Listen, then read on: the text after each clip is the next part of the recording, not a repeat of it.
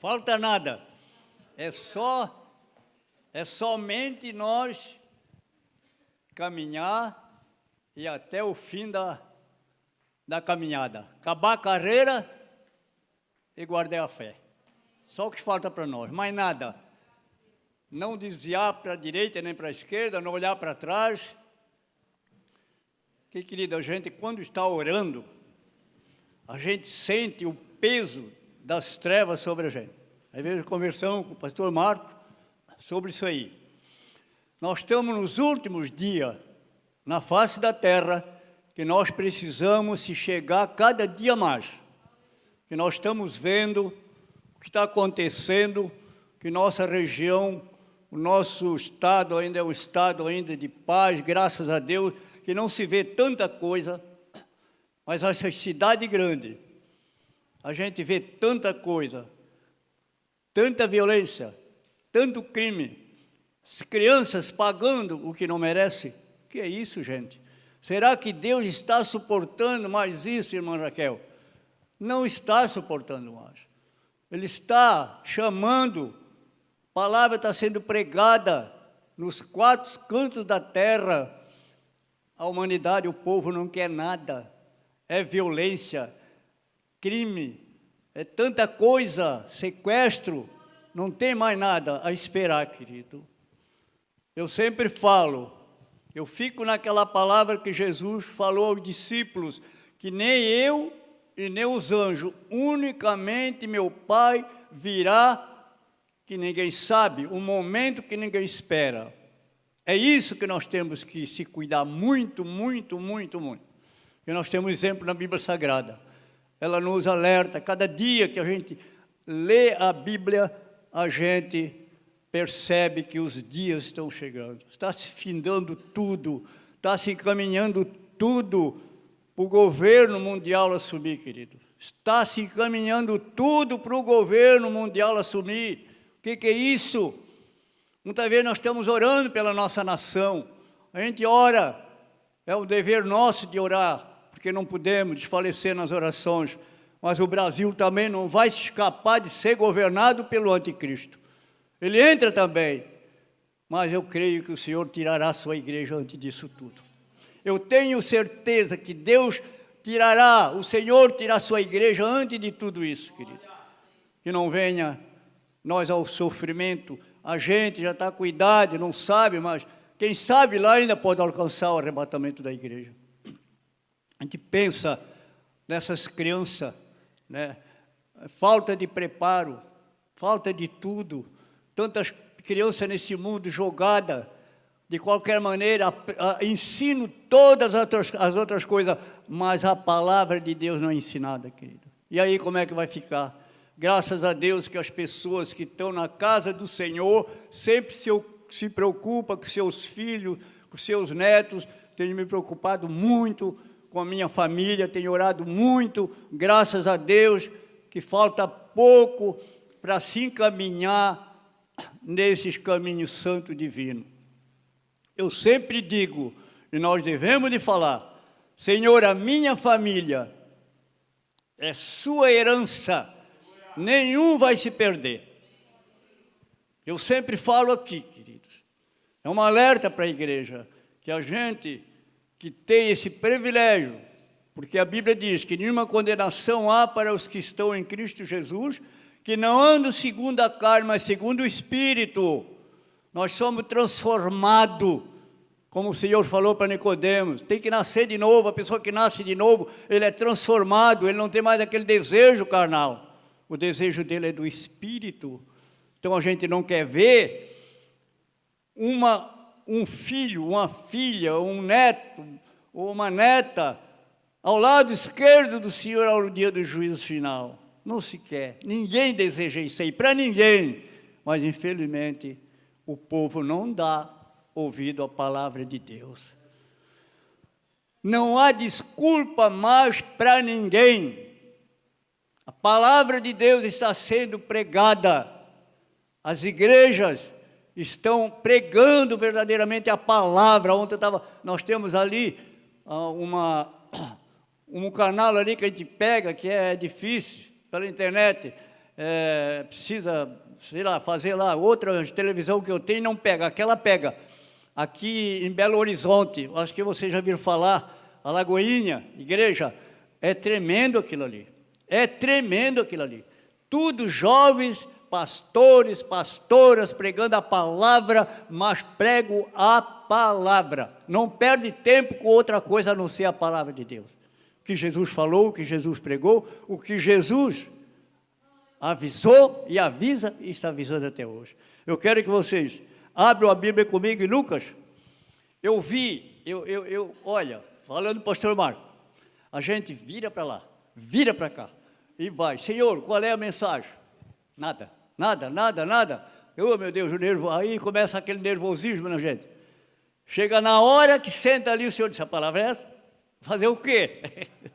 É confiar, irmão, é confiar. Estava falando para ele, o coração começa a bater, Senhor, e agora? E agora? É como ele falou assim, ó, não é de qualquer jeito, não é num palanque de político, não. Aqui é diferente, a coisa aqui é muito diferente. Em Lucas, o capítulo 19 de Lucas, eu sempre gosto de repetir o capítulo, o versículo, capítulo 19 de Lucas, terceiro livro do Evangelho, e o versículo 28. Eu já preguei essa mensagem aqui, mas a gente prega para alguns e outros não ouviram. Tem pessoas que agora talvez vão ouvir, que não ouviram essa palavra. É uma palavra muito querida, uma palavra de amor que Jesus tem pelas pessoas. Isso é uma palavra de amor, aquele amor de chorar. Eu tenho visto na Bíblia Sagrada, em dois lugares que Jesus chorou. Foi quando ele entrou na cidade de Jerusalém e quando ele se deparou com Lázaro na sepultura. Ele, sendo a vida, ele chorou. Que vê que amor tremendo que o Senhor tem por nós, gente. Não se calcula, irmão, o amor que Deus tem pela humanidade.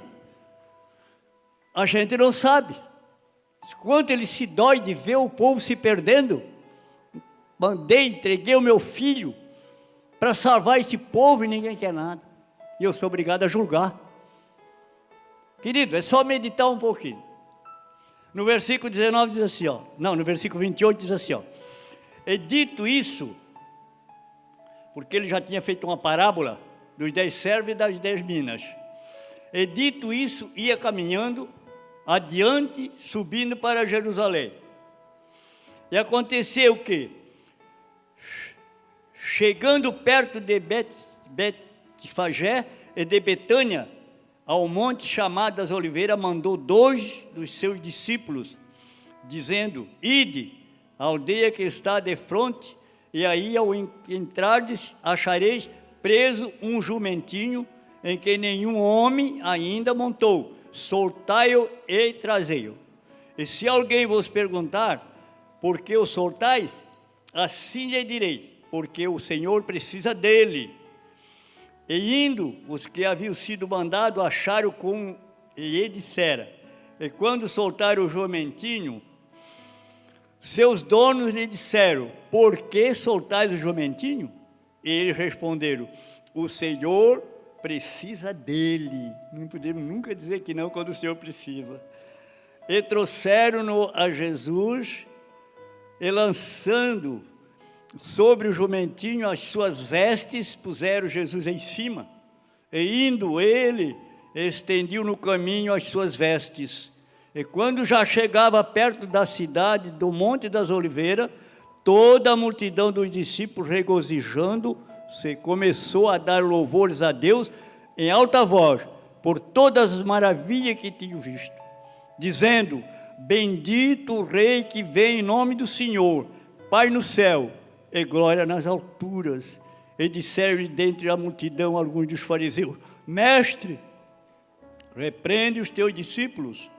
E respondendo ele, disse-lhe, digo-vos que se estes se calarem, as próprias pedras clamarão. E quando ia chegando, vendo a cidade, chorou sobre ela. Aí, querido, se nós meditar a palavra, parar um pouquinho e ler a palavra e começar a meditar. Por isso que a palavra diz que nós não devemos de só ler, é examinar. Examinar. Quando a gente examina a palavra, a gente começa a aprender mais, irmão. Examinar as Escrituras, porque cuidar e ter nelas a vida eterna. Porque são elas que de mim testificam, diz o Senhor. Examinai. Pessoas que lêem de qualquer jeito, não, eu li na Bíblia, mas ele não examinou o que ele leu. É muito importante examinar. Eu falei um dia para o irmão Adriano, e ele um dia estava lendo ali, está lendo a Bíblia, irmão? Estou examinando.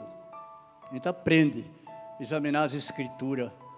Aqui a gente vê o amor, a compaixão que ele teve dessa cidade. E quanto hoje eu acho assim a compaixão que Deus tem pelo mundo, não é só pela cidade de Jerusalém, como na época, porque ele veio para salvar. Ele sabia que a salvação seria estendida pelo mundo inteiro. Por quê? Porque ele veio para isso. Não era só para aquela cidade, não era só para aquele país. É o seu povo, sim, mas a cidade expandiu, a salvação expandiu-se pelo mundo, porque Deus já tinha falado antes. João falou, lá João em 3,16 fala, Deus amou o mundo de tal maneira que deu o seu Filho unigênito para que todo aquele que nele crê não pereça, mas que tenha a vida eterna, queridos. Ninguém vai perecer, é abrir o coração. Eis que estou à porta e eu bato. Se alguém ouvir a minha voz, abrir a porta, eu entrarei. Cearei com ele, ele comigo. Deus não arromba, ele bate. Estou aqui, quero entrar, quero te salvar. Abre a porta do coração, querido, ele entra. A nossa vida é transformada, ela é transformada totalmente. É uma vida diferente. A gente não tem mais aquele desejo carnal. Nosso desejo é o Espírito. Chega o momento de vir para a casa do Senhor, a gente já vai. Hoje é dia de ir na casa do Senhor. Uma coisa pelo Espírito Santo, é um desejo pelo Espírito de Deus. Aquilo que a carne tem, aquele desejo de levar as pessoas também para as baladas, para isso, para aquilo. O desejo do Espírito Santo é trazer para a sua casa, para que nós regozijar das coisas santas e divinas, que um dia havemos de morar com Ele eternamente. Eu medito, eu fico na oração meditando, pensando. Nós conversamos, pastor Marco, o que é a eternidade. Eternidade. Sempre falo, aqui nós temos a lei para uma prisão. No Brasil, no caso, prisão para 30 anos é o máximo. Isso não chega até lá. Eu conheci uma pessoa aí que chegou aos 30 anos na prisão e logo que saiu também já mataram. Em outros países é pena de morte, outras coisas. Vai para a prisão, não sai mais. E a eternidade, isso é pouco aqui no mundo ainda, nesse planeta Terra. Poucos países que têm isso aí. Prisão perpétua, pena de morte, nosso Brasil não tem. Mas se vai à cadeia, ele é julgado, cometeu o crime, vai ser julgado, vai para a cadeia. Tantos anos de prisão. Ele fica ali contando. Aí começa com trabalhos, advogado, para trabalhar, para lutar em favor dele, daquela pessoa presa, até que vai diminuindo a pena, às vezes para 28, 30 anos de prisão, falam em 40 anos, mas isso é acima daquilo que, pela lei. Aí reduz aquela pena até pela metade. Melhor nós pensar na eternidade. Vai ter? Não. Não tem. Não existe. Não existe soltura mais. Pensa bem, querido. Medita bem a eternidade. Alma, O bispo Samuel sempre falava, vida é eu falando contigo, tu falando comigo, é a vida. Esse corpo tomba, é um tabernáculo, ele vai para o fundo da terra, ele tomba, pó, ao pó tu voltarás. Mas a vida, aquele sopro, vai para Deus, é a nossa vida eterna. Se nós ler ali, no rico que foi condenado, Lázaro no seio de Abraão, regozijando, e o rico pedindo, mande que Lázaro molhe a ponta do dedo e me toque na língua, que eu estou aqui em chama. Lucidamente, ali vendo Lázaro, qual foi a resposta? Filho, Lázaro só teve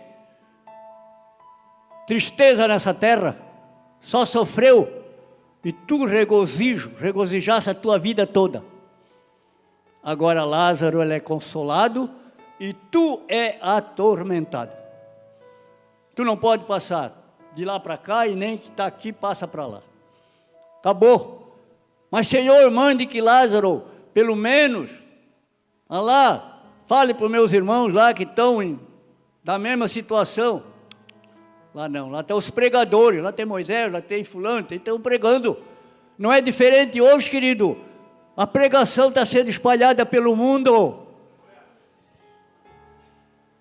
Não tem lugar no nosso Brasil e no mundo que não haja pregação do Evangelho, da Palavra de Deus.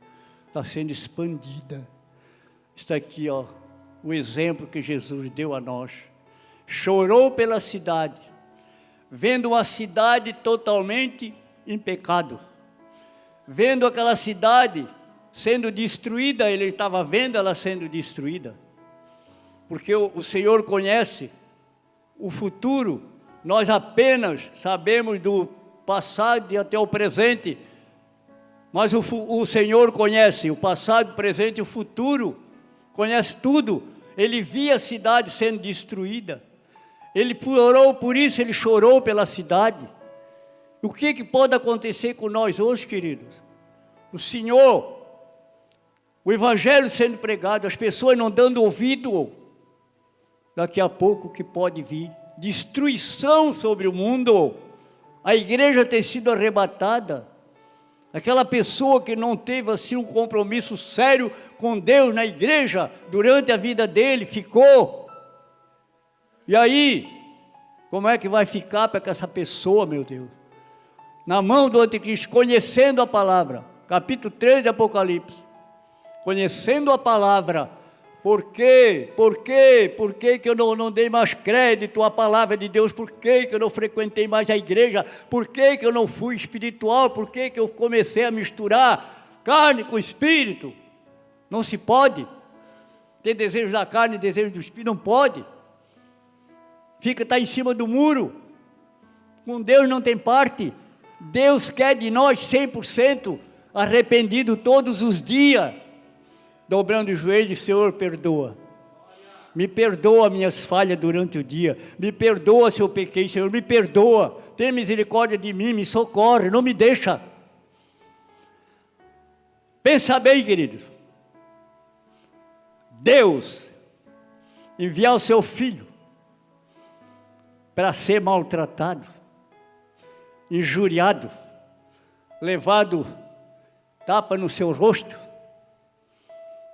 lança no lado, prego na mão direita, na mão esquerda, pregado os seus pés, o sangue correndo, inchando talvez naquele momento, por amor a nós. Será que nós estamos fazendo alguma coisa? Mas Ele não quer. Ele apenas, o que Ele quer de nós é nós ter amor por Ele e se entregar a Ele e reconhecer o que Ele fez por nós, é o que Ele quer, porque Ele sabe que não temos nada para dar a Ele. Como disse o salmista Davi, o que tenho eu a dar ao Senhor por tudo que Ele me tem feito, o que tenho eu? Nada, nada. O salmista não é diferente, nós hoje o que temos a dar a Ele? Nada. Mas Deus amava, Ele amava, o salmista Davi, ele amava muito, amava demais, Mesmo que ele pecou, se arrependeu.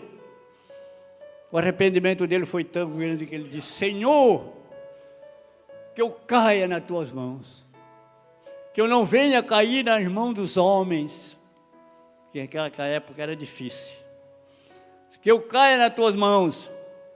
Acredito que o arrependimento de Davi foi muito grande por aquele pecado que ele cometeu. Ele reconheceu que Deus avisou. O profeta Natan chegou na casa de Davi e disse: Davi, aqui tem uma pessoa no lado que tenha uma ovelhinha só, e outro fazendeiro tem uma multidão de ovelha. Chegou uma visita, e aquele fazendeiro mandou roubar aquela ovelhinha daquele pobrezinho, mandou matar para a visita. O que tu diz, Davi? Ah, esse homem devia ser morto. És tu. Pensou, querido, como Deus fala? És tu, Davi. Deixasse tantas mulheres que tu tinha, fosse pegar uma mulher que do teu servo lá, na batalha, na guerra, lutando por ti, mandasse matar ele, mandasse levar ele à linha de frente para matar, e fica com a mulher dele? És tu? De Deus ninguém se esconde, meu querido. Não se esconde. O arrependimento de Davi foi muito grande, muito grande. Chegou a dizer: que eu caia nas tuas mãos, Senhor, e não mão dos homens. Queridos, se nós começarmos a meditar um pouquinho, cada dia, nós ficaremos mais crentes. Crente é crer mais. O crente lá para o mundo é uma coisa louca, não sabe eles. E crente é crer num só Salvador da humanidade. Ele crê em tudo. Crê em tudo, não. Passar a ser crente no Salvador que nos deu a vida por nós. Chegou para Tomé e disse: toca aqui no meu lado, Tomé. Aí ele disse: Tomé, tu sejas crente e não incrédulo. Sejas crente, Tomé. Tu creu porque tu ouviu. Mas bem-aventurado é aquele que não vê e crê. Nós somos bem-aventurados porque nós não vimos, mas nós cremos na palavra de Deus. Eu creio na palavra divina. Quanto muitas pessoas falam assim, dizem, escrita pelo homem. Qual é o homem que sem inspiração divina vai escrever um livro? Tudo de quantos mil anos atrás para acontecer tudo o que está acontecendo aqui. Qual a pessoa, qual o homem, se não for uma inspiração divina? A Bíblia sagrada, as sagradas escrituras, que Deus, Ele é Deus, Ele pode, sempre Ele pode e continua. Ele chora pela cidade, Ele chora pela cidade, Ele via aquela cidade sendo destruída.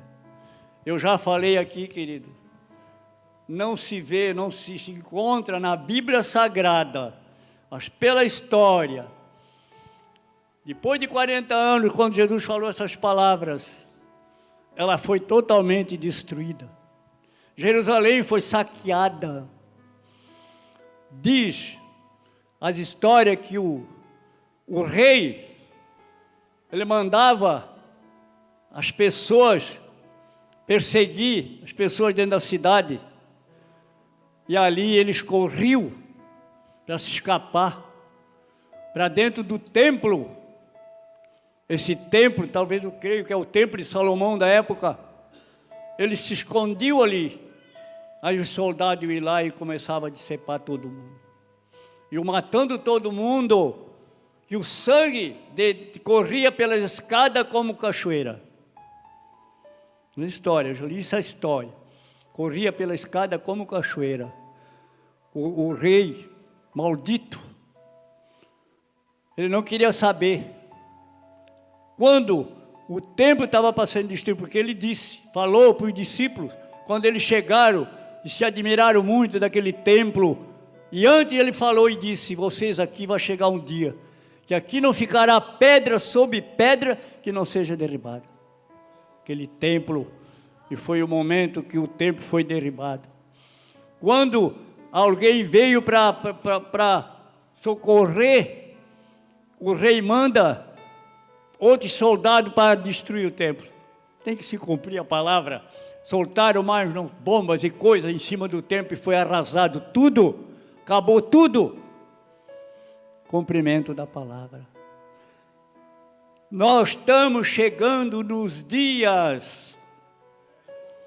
Jesus, a palavra dele, desde quando ele começou o seu ministério, da pregação da palavra, ela chegou até nós hoje. E ela vai à frente. Ela não morre. A palavra de Deus não morre. Ela permanece. Faz 2000 anos que Jesus falou tudo isso. Está se cumprindo tudo. Não resta mais nada. São 2000 anos acontecendo coisas que logo depois que Jesus subiu ao céu, que os discípulos, os apóstolos começaram a pregar a palavra, se expandir, eles eram massacrados. Pedro foi morto. Paulo, depois que conheceu Jesus, que não caminhou com ele, mas conheceu Jesus e levou a coisa a sério de pregar a palavra, se responsabilizou. Eu vou pregar porque agora eu reconheço aquilo que eu fiz de mal, agora eu vou reconhecer, eu quero, nem que custe a minha vida. Custou a vida. Paulo, Tiago foi morto, Pedro foi morto, tantos os profetas que morreram, tudo por amor a Jesus, mas a palavra dele permanece até hoje. As portas do inferno não prevalecerão contra a minha igreja. Hoje ainda há até ameaça às igrejas, mas as portas do inferno não estão fechando a igreja, não. Ela não prevalece. É de Deus, é Ele que segura todos nós, é Ele. Muitos países aí estão sendo pessoas mortas pelo Evangelho, mas ela não prevalece sobre a igreja, não. O inferno não prevalece, que é palavra do Senhor. As portas do inferno não prevalecerão contra a minha igreja. O nosso Brasil é uma nação muito liberal para a palavra de Deus. Nós não sabemos agradecer pelo nosso país, a liberdade que nós temos de pregar a palavra, seja em qualquer lugar, seja dentro de um templo, ou seja fora, por todo mundo, para que todos queiram ouvir. Não tem esse negócio de vir proibir, não. Graças a Deus que todo o nosso país não se vê dizer nada que possa vir alguém e proibir, vocês não vão pregar aqui. Não, graças a Deus, nosso país é liberto para isso. Isso é Deus cuidando da nossa nação. E por isso nós temos que orar pelas outras nações, porque muitos estão sofrendo por aí afora. Muitas nações a gente está vendo ali, como aquela igreja que eu falei ali, eles fazem trabalho fora, e pessoas assim, pobres, que não tem o que comer, eles levam comida, eles fazem culto, eles alimentam as pessoas, as crianças. É um trabalho muito lindo. A missão. Por isso Jesus decide pregai toda criatura, e não está sendo, ela não tem parado. Quando nós não vamos, mas tem outro que vai. É orar por aquele que vai. Nós temos uma responsabilidade, um compromisso de orar por aquele que está fazendo a obra. Se a gente não está fazendo o suficiente, mas vamos orar, porque a gente tem o trabalho, pessoas têm os seus trabalhos, mas se dobrar o joelho e pensar naquele que está fazendo a obra, ele também está sendo uma pessoa fiel a Deus. É porque a Bíblia diz, orai-vos um pelos outros. Precisamos orar até pelos inimigos, não é verdade? Porque pessoas que matam e vão lá para a cadeia, será que ele não se arrepende? Se arrepende, porque a missão do diabo é essa aí, ó. É mandar matar, mata ele, tu vai para a cadeia, bota a cadeia, aí tu fica aí, agora eu vou tentar outro. É o que ele faz. Aí vem o arrependimento da pessoa. E tem escutado isso aí, eu tenho assistido isso aí. Pessoas de matar homens, de marido, de matar a sua própria esposa. Depois é levado para a cadeia, está lá chorando, arrependido, porque o inimigo, Satanás, que estava nele, saiu fora. Agora eu vou tentar outro, fica aí sofrendo agora. É o que Ele quer na nossa vida. Mas em nome de Jesus, Ele está amarrado, Ele está repreendido em nome de Jesus. Não vai ter força contra nós, porque quem lidera a nossa vida é o Espírito Santo de Deus, querido. Que lidera aqui dentro de nós. Nós somos transformados pela palavra de Deus. Queremos mais, temos que ir esperando somente. É tão bom, né, irmã Raquel? A gente está assim, tranquilo, em oração, pedindo perdão a Deus, em casa, né? A pessoa que trabalha, eu já não trabalho mais, já sou aposentado há muitos anos, mas trabalhei também. Já quando eu me converti, eu estava de 41 anos. Já fez 45 anos que eu estou caminhando. E sempre digo, Senhor, se um dia for para mim sair dos teus caminhos, me leva. Nunca pensei, jamais. Eu e minha esposa, ali se convertemos, ela se converteu uns 2 meses, 3 meses depois de mim.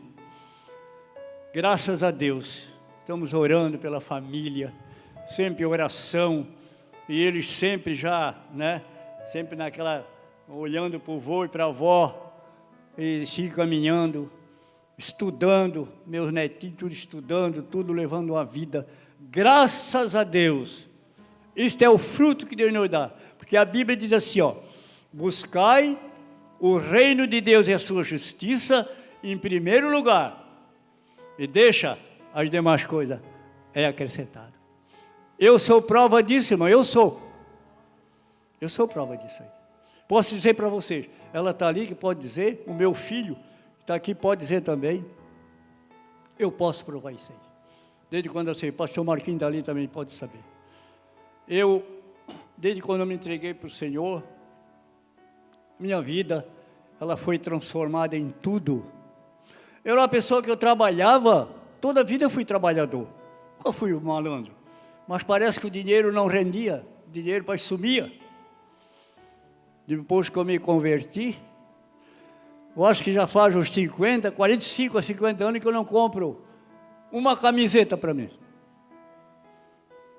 Não tenho, está aí, pastor Marcos? Não tenho, não sei. Um dia eu estava trabalhando, meu colega de serviço, e falei para ele, disse, meu Deus, que coisa, isso é verdade, querido. Meus filhos dão tudo, meus netos dão tudo, eu chego, não traz mais, chega, não gasta dinheiro, não bota fora. Chega, tem aí, tem que dar para os outros. O que é isso? É Deus, é Deus, irmão, é Deus. Graças a Deus, a gente tem um salário que dá para viver. Eu não preciso nem deles, graças a Deus. O pastor Marcos sabe. Se alguém pensa um dia que eu botei 1 centavo no bolso da igreja, ele vai pagar o pato. Ele vai pagar diante de Deus. Ele vai pagar. Porque eu sempre digo, Senhor, nós podemos se esconder do homem. Ai, de ti não. Nada se esconde diante de Deus. Não há criatura, diz a palavra, que possa se esconder diante dele. Todas as coisas estão nuas e patentes diante dos olhos daquele com quem temos de tratar. É brincadeira não, irmão, não é brincadeira. Isso é uma palavra dura que o dia que eu li, eu digo, meu Deus, ferrou lá dentro de mim. Havemos de tratar um dia, mas se nós não tiver nada a pagar, o Senhor disse, vem cá, meu filho. Te amo, meu filho. Fosse fiel na minha presença. Em tudo. Tudo. E não custa nada, né, ser fiel. Não custa. É somente não fazer o mal. Quer ser fiel? O vizinho está lá falando mal de ti, o inimigo lá. Senhor, tem misericórdia dele, salva ele. É ou não é, irmã? É isso que Deus quer. Orai pelos vossos inimigos. Um grande exemplo aqui o Senhor deu para nós. Quando ia chegando, vendo a cidade, chorou sobre ela, dizendo, no versículo 42, ah, se tu conhecesse também ao menos neste teu dia, o que a tua paz pertence, mas agora isso está encoberto aos teus olhos, porque dias virão sobre ti, em que os teus inimigos te cercarão de trincheiras, e te sitiarão, e te estreitarão de todas as bandas, e te derribarão a ti e a teus filhos, que dentro de ti estiverem, e não deixarão em ti pedra sobre pedra, pois que não conhecestes o tempo da tua visitação. Se conhecer. É triste, é doído. Jesus chorou pela cidade. Não conhecesse o dia da tua visitação. Se tu soubesse, o mundo hoje, se soubesse o que vem, se soubesse o que está para vir, os correriam aos pés do Senhor. Verdade, pastor. É verdade. Está aqui o exemplo. Não desses ouvido, não desse importância. Tiver o Senhor assim como qualquer um mendigo, isso, um Zé Ninguém da vida, montadinho num cavalo branco, num jumentinho, humildezinho. Mas sabe como é que ele vem agora? Em Apocalipse 19, se eu não me engano, eu quero até que vocês abrem comigo. Acho que é Apocalipse 19, se eu não me engano. Apocalipse 19 e o versículo 11. Apocalipse 19, versículo 11. E diz assim: e vi o céu aberto, eis um cavalo branco, que estava sentado sobre ele, chama-se Fiel e Verdadeiro, e julga e peleja com justiça. E os seus olhos eram como chama de fogo. Sobre a sua boca havia muitos diademas, e tinha um nome escrito que ninguém sabia, senão ele mesmo. Estava vestido de uma veste salpicada de sangue, e o nome pelo qual se chama é a palavra de Deus. E seguiu nos exércitos que há no céu, em cavalos brancos, e vestido de linho fino, branco e puro. E da sua boca saiu uma grande, aleluia, uma aguda, meu Deus, aqui eu me perdi um pouquinho. Saía, glória a Deus, oh meu Deus, me perdi. Saiu uma aguda espada, né, irmão? Aqui eu estava lendo aqui. É vitória sobre a besta. Tá. Para ferir com ela as nações, e ele as regerá com vara de ferro.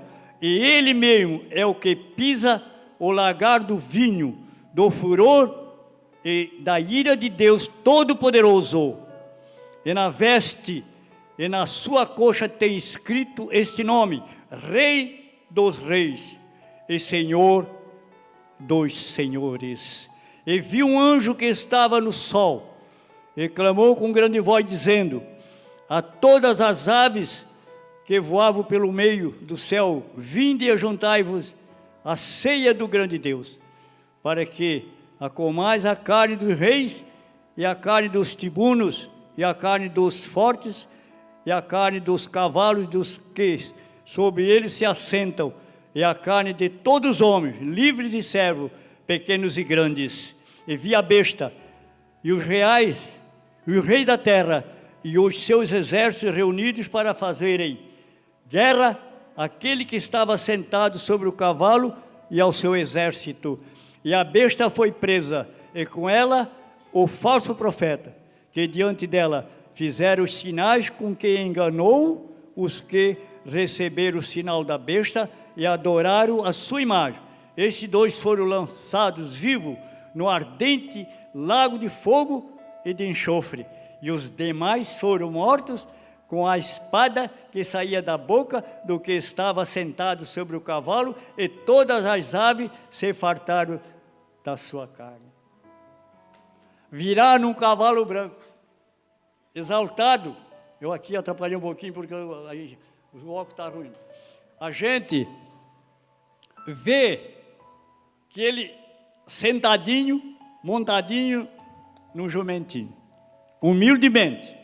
Agora ele vem como um cavalo branco, todo mundo vendo, para fazer o juízo final, lançar tudo isso ao lago de fogo. Lago de fogo, besta, tudo que é inimigo sendo lançado no lago de fogo. Quem? Quem que é isso, queridos? Quem que é isso? Mas nós vamos ver isso aí. Nós vamos estar nesse dia do juízo. Nós vamos estar lá. Bem-aventurado aquele que permanece até o fim da sua vida aqui mesmo, ou até o arrebatamento da igreja. Que Deus abençoe a todos vocês. Fico com essa palavra, meditando bem, sempre, no dia da volta, do arrebatamento, pensando, porque não se sabe, o momento, isso a qualquer momento. É como quem, hoje, a gente está aqui, amanhã não está mais. É a mesma coisa assim.